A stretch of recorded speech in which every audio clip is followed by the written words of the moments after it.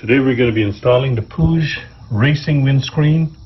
That's the details there, 9724F. Beautiful little windscreen. It's going to be a drastic difference from the windscreen that's on there right now, I tell you.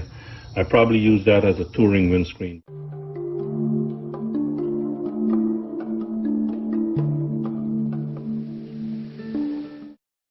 Inside the package you'll find a set of instructions and a sticker, and the windscreen itself, and some hardware. And the hardware essentially consists of some grommets, some washers, and some screws. So this is a direct bolt-on piece. So let's take it out, take those grommets out, and install them into these holes here. Now it does say that once you've taken the installation parts out and you've installed it on the bike, you can't return it. So make sure that it fits first. So let's go over to the bike and see if the holes line up. It does say that it's for the Tracer 900, and so it should work. So there it is. I'm lining it up, just a rough line up with the holes. There's the top holes, and there's the bottom holes, and they're all lining up. And you can get an idea as to the size of this thing, the size difference. Wow. Nice though. And it'll complement the bike being black. So I'll go ahead and put those grommets in. I'll take this windscreen off, and I'll come back with the installation. Good, the 4 little grommets are in there, and nice soft rubber. And now we put the sleeves in. That's these things here. These sleeves go inside the grommets like this, right in there.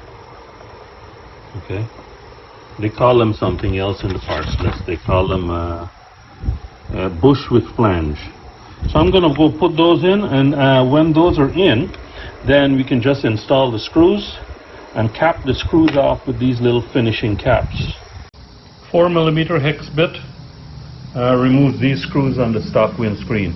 There's your side-by-side comparison.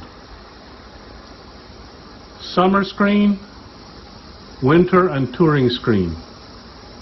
The lip makes a big difference in the summer. It directs, the way it's oriented right now, it directs the air downwards and into your chest. But still, I want more breeze. This is Houston. Right now I'm in my garage and it's hot as heck. And then I got to go for a ride to test this. So I need a little windscreen. I need a naked bike.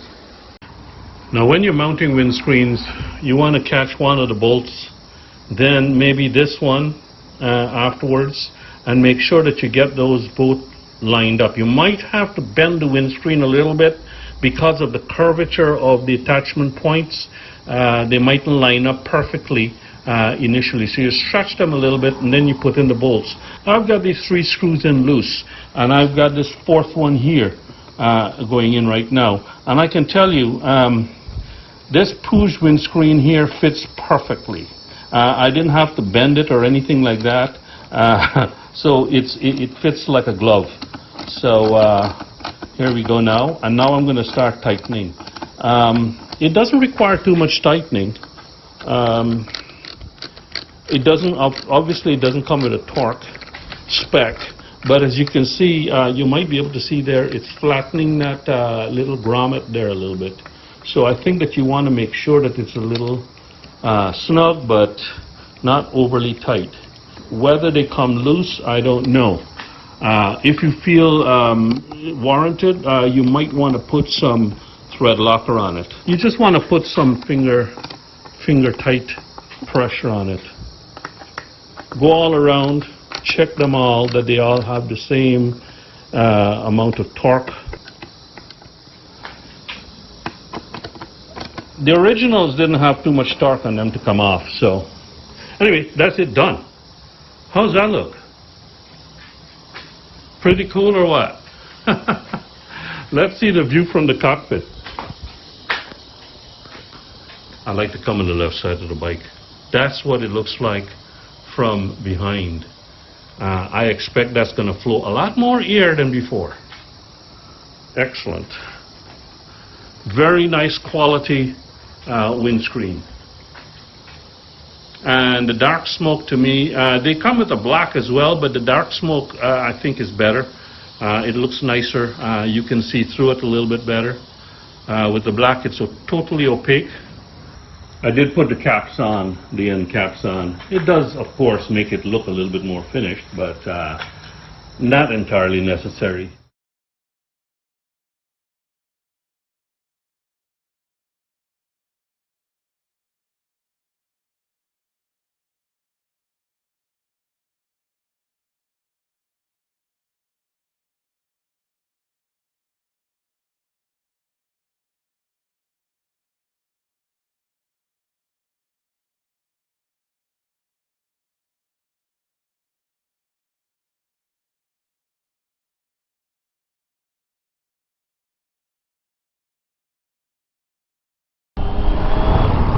Good morning, folks. Taking the tracer out for a test ride since I fitted this new windshield, and I want to see how it flows the air, how smooth the airflow is, and if there's any buffeting. But you can see there's a big difference between this windscreen and the previous one, the touring windscreen with the lip on it. I can tell right away there's a lot more air coming in. It's barely above the adjuster there, which is perfect. You don't want it to go any lower than that because you want to protect the instruments. You want to protect the everything that's just behind that windshield, but you don't want it any bigger than that, or else you'll be cutting down on the airflow. Oh yeah, there's a lot of breeze here. So far so good. Yeah, we're doing 80 right now, and it's nice and smooth. No buffeting. Beautiful. Okay, this is the 99. Speed limit here is 70 to 75. I don't know how the wind blast sounds to you, but it should be pretty darn smooth. I think it should be better than with the big windshield on. For me, the wind is very smooth on my helmet. Very nice. This is a big success, guys. No buffeting, nice and comfortable. I can hear my music from my cardo packed up full. I can hear the DJ talking. I can understand what she's saying, and it's not even turned up on blast. So this is perfect. Being from Houston, a lot of the year is warm, so I can see this little windshield living on this tracer for most of the year. Probably in our winter, and probably on a long tour, for protection against rain and stuff like that, a long distance tour, I'll use the other windshield. But other than that, this is the one to go with. No doubt. Anyway, I think I'll stop this video for now. It's only supposed to be a little small video to check out the airflow from the new windscreens, and I've done that, and everything is good. So that's it for now. Talk to you later. See you in the next video. Keep the shiny side up and stay safe.